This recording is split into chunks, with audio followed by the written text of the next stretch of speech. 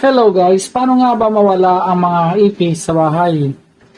Maraming paraan para mawala o mabawasan ang mga ipis sa bahay.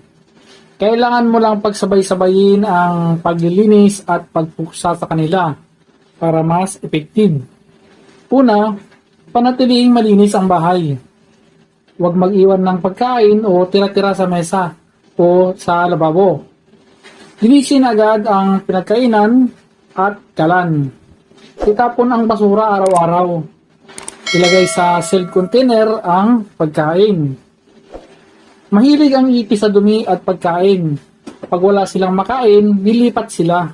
Pangalawa naman, alisin ang tubig at moisture.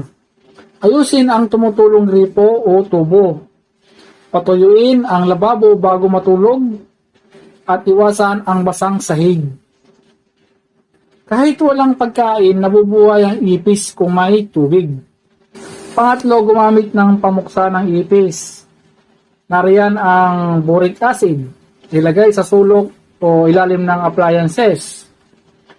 Saka cockroach bait o yung gel. Kinakain nila at nadadala ito sa kanilang pugad. At yan ay kanilang pagsasalo-saluhan.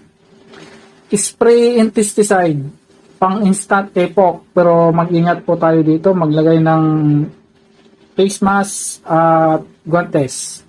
Mayroon ding sticky traps, pang monitor at huli. Mas effective ang bait kaysa spray sa long term. Pang-apat, isara ang pasukan at labasan ng ipis.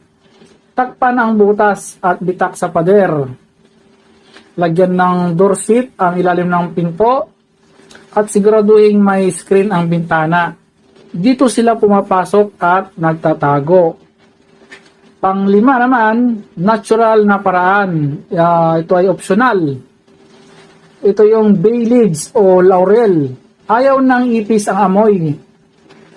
Yung baking soda plus dagdagan mo ng asukal. Nakakalason sa kanila ito. Saka peppermint oil spray. Yung peppermint, dikdikin nyo, tapos yung katas, dadalan nyo ng tubig at ipang spray.